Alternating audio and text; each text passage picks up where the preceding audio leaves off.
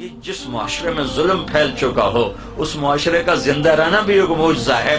حضرت علی کا فرمان ہے نظام کفر کے ساتھ چلتا ہے، ظلم کے ساتھ نہیں چلتا۔ جب معاشرے میں ظلم پھیل جاتا ہے تو اللہ تعالیٰ اس معاشرے سے نظریں ہٹا لیتا ہے اور وہ معاشرہ حقیر ذلیل فقیر ہو جاتا ہے۔ ہمارے زوال کا سبب یہ نہیں کہ بجلی کوئی نہیں اور گیس کوئی نہیں، ہمارے زوال کا بہت بڑا سبب ہے کہ ہمارے عوام بھی ظالم ہے، ہمارا غریب بھی ظالم ہے، مالدار بھی ظالم ہے، دیہاتی بھی ظالم ہے، شہری بھی ظالم ہے۔ حکومت تو بعد میں آتی، پولیس فوج تو بعد میں آتی ہے، پہلے تو عوام میں ظلم کی جڑیں گہری ہو چکی ہیں اور اس حد تک جا چکی ہیں کہ ظلم کرتے ہوئے احساس ہی نہیں کہ میں کتنا بڑا گناہ کر رہا ہوں۔ شراب پیتے ہوئے احساس ہے کہ گناہ کر رہا ہوں، زنا کرتے ہوئے احساس ہے گناہ کر رہا ہوں، کسی کو دھوکہ دیتے ہوئے کوئی احساس نہیں کہ میں کتنا بڑا ظلم کر رہا ہوں، کتنا بڑا گناہ کر رہا ہوں۔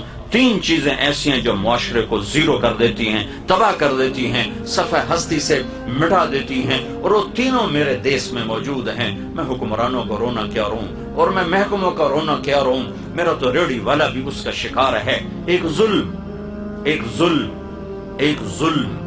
ظلم جس معاشرے میں ہوتا ہے وہ معاشرہ زندہ رہنے کا حق کھو دیتا ہے۔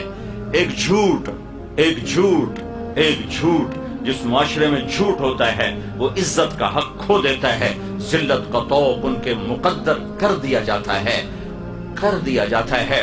میرے نبی نے فرمایا تمہیں بڑے گناہ بتاؤں؟ کہیں کیا؟ کہ شرک کرنا، قتل کرنا، ماں باپ کی نافرمانی، اور آپ ایسے ٹیک لگا کے بیٹھتے ہیں، ٹیک لگا اور اب بتاؤں، سیدھے ہو گئے، پہلے ٹیک لگا کریوں سیدھے ہو گئے، اور اب بتاؤں الا وقول الزور،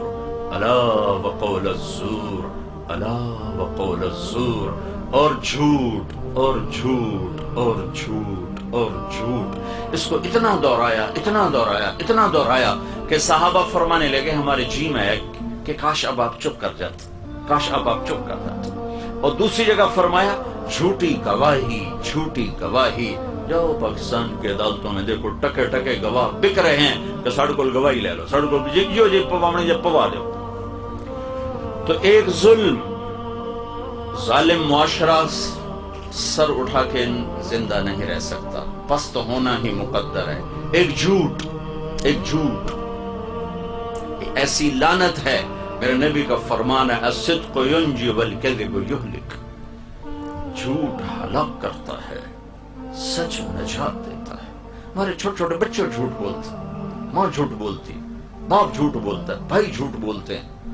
سیاستدانوں کا جھوٹ تو بہت بعد میں آتا ہے، ریڑھی والا جھوٹ بولتا، سیل مین جھوٹ بولتا۔ 1 کروڑ پاکستانی اکٹھے کروں تو ایک بھی سچا نہیں ملے گا مجھے۔ تیسری چیز دھوکہ، خیانت، بددیانتی۔ ایک ہی گناہ کے کئی نام ہیں، دھوکہ، فراڈ، بددیانتی، خیانت۔ جس معاشرے میں خیانت، دھوکہ، فراڈ، بددیانتی داخل ہو جائے اس قوم کے لیے زوال ایسا ہی یقینی ہو جاتا ہے جیسے شام کو سورج کا ڈوبنا یقینی ہوتا ہے۔ جیسے سورج کو واپس نہیں لا سکتا اس معاشرے کو ذلت سے واپس کوئی نہیں لا سکتا۔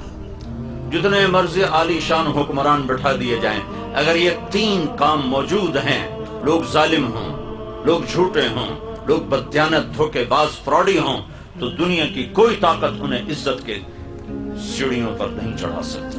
ان کے لیے ذلت کی گہرائیاں مقدر ہو گئیں۔